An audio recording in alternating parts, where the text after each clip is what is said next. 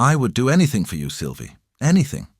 These were the words 29-year-old Grant Amato typed to a Bulgarian webcam model he'd never met in person, never touched, never even video called. But for Grant, Silvie wasn't just a fantasy. She was his entire world. And when his family tried to pull him back to reality, when they gave him an ultimatum to choose between them and his online obsession, Grant made a choice that would shock the nation. On January 25, 2019, Grant Amato shot his mother, father and brother execution style in their Florida home, then staged the scene to look like a murder-suicide.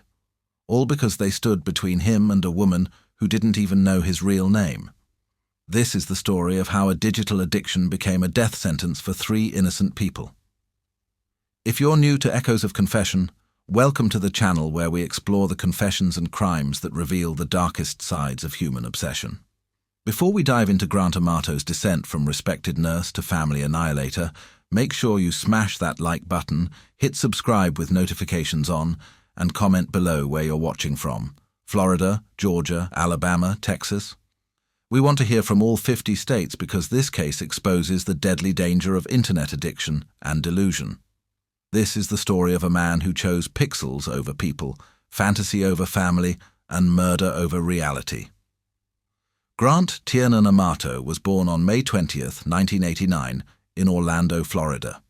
He grew up in Chuluota, a quiet suburb east of Orlando, in what appeared to be a typical middle-class family. His father, Chad Amato, worked as a pharmacist. His mother, Margaret, was a homemaker who devoted herself to raising Grant and his younger brother, Cody.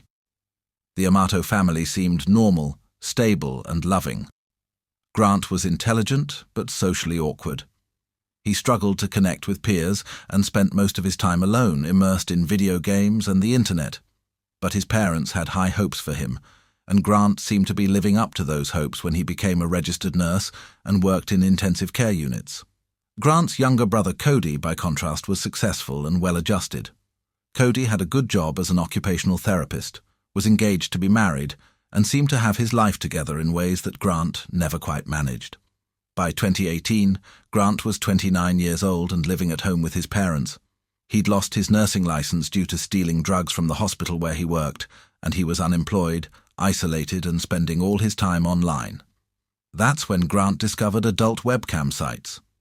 And that's when he met Silvie. Silvie Venceslavova was a Bulgarian woman who worked as a cam model on adult websites. For Grant, who had always struggled with real-world relationships, Silvie became an obsession. She was beautiful, she paid attention to him, for money, and she existed in the digital world where Grant felt most comfortable. Grant began spending hours every day watching Silvie's streams, chatting with her and sending her money. Lots of money. In the cam modeling world, viewers pay tokens to interact with models, tip them for specific actions, and can pay for private shows. Grant was spending hundreds, then thousands of dollars on Silvie, but Grant didn't have money. He was unemployed and living with his parents, so he started stealing. First, Grant stole from his brother Cody. He took $60,000 from Cody's bank accounts without permission, transferring money to buy tokens for Silvie's cam site. When Cody discovered the theft, he was devastated and furious, but he chose not to press charges because Grant was family. Then Grant stole from his father Chad. He took credit cards, forged checks, and drained accounts, stealing over $150,000 from his parents to fund his obsession with Silvie. In total, Grant embezzled nearly $200,000 from his family, all to give to a woman he'd never met, who lived thousands of miles away, and who saw him as nothing more than a paying customer. Grant was living in a complete fantasy world. He believed that Silvie loved him, that they had a real relationship, that she was his girlfriend. He told her he was a successful businessman who lived in a mansion. He sent her photos of expensive cars and homes that weren't his, pretending to be wealthy. He told her he was planning to move to Bulgaria to be with her. Silvie, for her part, encouraged this delusion because it was profitable. She called Grant baby and my love, sent him personalized messages, and made him feel special, all while he was paying her thousands of dollars. She likely had dozens of other customers who believed the same fantasy. Grant's family watched in horror as he destroyed his life and their finances for this online obsession. They tried to reason with him, but Grant was too far gone. He genuinely believed Silvie loved him and that they had a future together. In December 2018, Grant's parents and brother staged an intervention. They told Grant that his obsession with Silvie had to stop, that he needed psychiatric help, and that he needed to get his life back on track. Grant's father, Chad, gave him an ultimatum. Go to therapy, get treatment for your addiction, stop contact with Silvie or you can't live here anymore. Grant reluctantly agreed. He entered a 60-day addiction treatment program in Fort Lauderdale, Florida, specifically designed for internet and sex addiction. While there, he was required to have no contact with Silvie or any adult websites. For 60 days, Grant went through therapy. His family hoped he was getting better, that he was breaking free from his destructive obsession. When Grant completed the program and came home in January 2019, his family was cautiously optimistic. But Grant had been lying the entire time. He'd never stopped communicating with Silvie. He'd found ways to contact her from the treatment facility, and the moment he got home, he went right back to his obsession. Grant's family quickly discovered that nothing had changed. Grant was still spending all his time online, still obsessed with Silvie, still living in his fantasy world. On January 24, 2019, Grant's father, Chad, confronted him again. They had another heated argument about Silvie, about Grant's refusal to accept reality, about his theft and lies.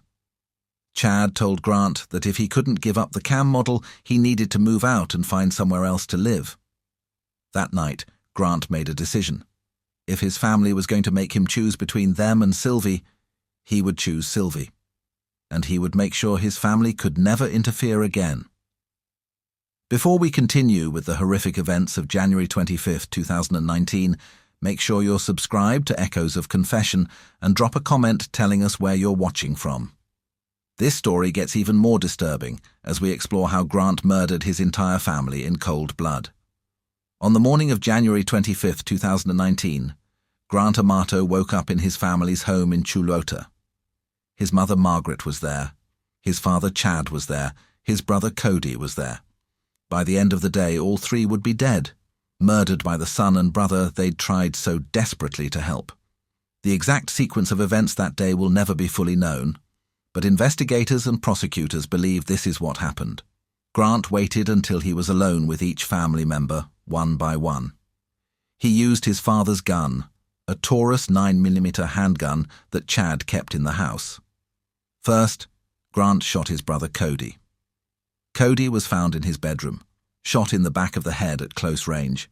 He likely never saw it coming, never had a chance to defend himself. Grant murdered his brother, the man who he'd stolen $60,000 from but who had still forgiven him, still loved him, still tried to help him. Next, Grant killed his mother Margaret. She was found in the kitchen, also shot in the head. Margaret had devoted her life to raising Grant, had tried everything to help him overcome his addiction, had never given up on her son. Grant killed her without mercy. Finally, Grant murdered his father, Chad.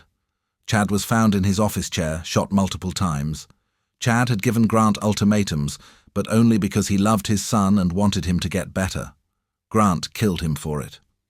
After murdering his entire family, Grant staged the scene. He tried to make it look like his father Chad had killed Margaret and Cody, then committed suicide. Grant placed the gun near his father's body and tried to position things to suggest a murder-suicide scenario. Then Grant did something that reveals just how deep his delusion ran. He went online and continued chatting with Silvie, the cam model, as if nothing had happened. His entire family was dead in the house around him, and Grant was sending messages to a woman in Bulgaria, still living in his fantasy world. Grant spent the evening and night in the house with his family's corpses, watching Silvie's cam shows and chatting with her. He told her he loved her. He sent her more money. He talked about their future together. All while his mother, father, and brother lay dead just rooms away. The next morning, January 26th, Cody's fiancée came to the house to pick him up for a planned activity. When no one answered the door, she looked through the window and saw Chad's body. She called 911 immediately. When Seminole County Sheriff's deputies arrived, they found a scene of horror. 3 bodies, all shot execution style. Initially, it appeared to be a murder-suicide as Grant had staged it. But as investigators processed the scene, things didn't add up. The angles of the gunshots didn't make sense for suicide. The positioning of Chad's body wasn't natural. There were no powder burns that would be expected from a contact suicide shot. And most importantly, Grant's behavior was completely wrong. Grant wasn't home when police arrived. When they located him hours later at a local DoubleTree hotel, his reaction to being told his family was dead was bizarre. He showed little emotion, didn't cry, and his first concerns seemed to be his belongings and his computer access. Detectives interviewed Grant extensively. His story was full of inconsistencies and lies. He claimed he hadn't been home when the murders occurred, that he'd spent the night at the hotel, but investigators quickly proved he was lying. Cell phone records, internet history, and financial records all showed Grant was at the house when the murders occurred. His online activity on Silvie's campsite continued throughout the evening and night of January 25th, coming from the family home IP address.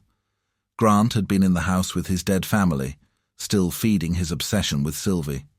Forensic evidence was damning. Gunshot residue was found on Grant's hands and clothing. His DNA and fingerprints were on the shell casings. Financial records showed he'd stolen hundreds of thousands of dollars from his family. Internet records showed his obsessive communication with Silvie had continued right up to and after the murders.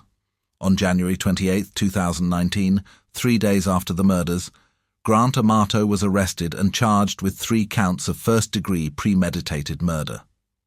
Grant Amato's trial began in July 2019.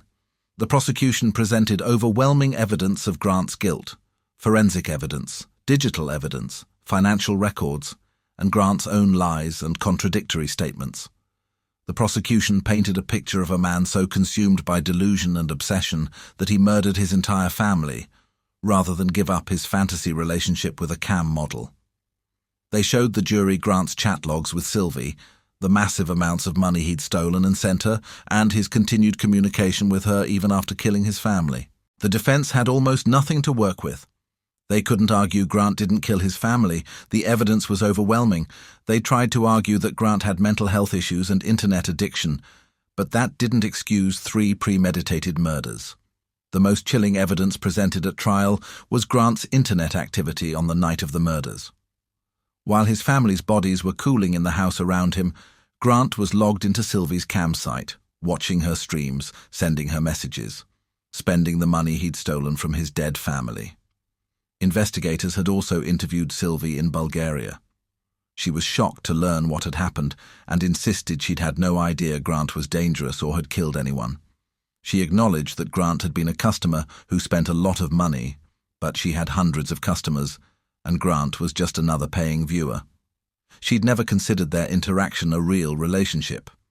It was business, and Grant was delusional. On July 31st, 2019, after less than 4 hours of deliberation, the jury found Grant Amato guilty on all 3 counts of first-degree murder. He showed no emotion as the verdict was read. At sentencing, Grant was given 3 life sentences without the possibility of parole. He will spend the rest of his life in prison, dying behind bars for murdering his family over a woman who didn't even know his real name. Drop a comment right now telling us where you're watching from and whether you think internet addiction should be considered a mental illness. Could Grant have been helped before it was too late? We want to hear from viewers in every state. Grant Amato is currently incarcerated at a Florida state prison, serving 3 consecutive life sentences. He has never confessed to the murders and maintains his innocence, though he has acknowledged his obsession with Silvie and his theft from his family. In 2024, a documentary called Cottrell plus Alt plus Desire was released, examining Grant's case in depth. The filmmakers interviewed Grant extensively in prison, and what emerged was a portrait of a man still living in delusion, still unable or unwilling to confront the reality of what he did. In prison interviews, Grant talks about Silvie as if their relationship was real. He talks about his family as if their murders were someone else's fault. He seems incapable of accepting that he destroyed 3 lives and his own because he couldn't distinguish fantasy from reality. The case raises disturbing questions about internet addiction, parasocial relationships, and the danger of losing yourself in digital fantasy. Can internet addiction lead to murder? Grant is an extreme case, but millions of people struggle with unhealthy online relationships and addictions. Where is the line between problematic behavior and dangerous obsession? Are cam models responsible? Silvie was running a business, doing her job. She couldn't have known Grant was dangerous or would kill for her. But the business model deliberately creates the illusion of intimate relationships to extract money from vulnerable men. Is that ethical?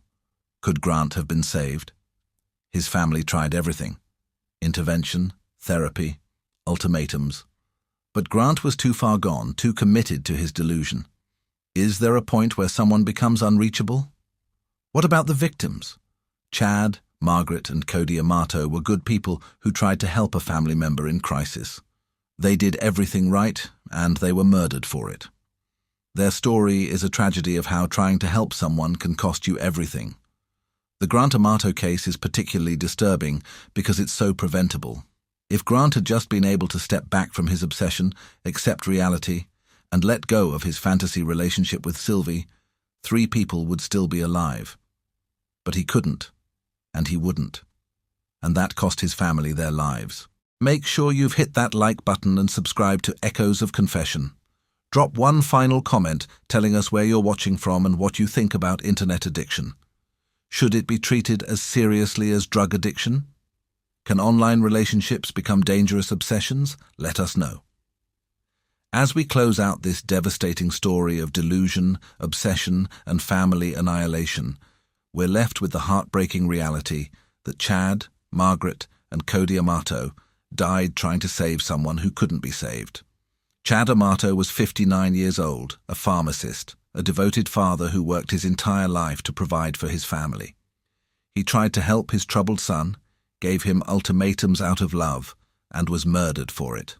Margaret Amato was 61 years old, a loving mother who never gave up on Grant no matter how many times he disappointed her.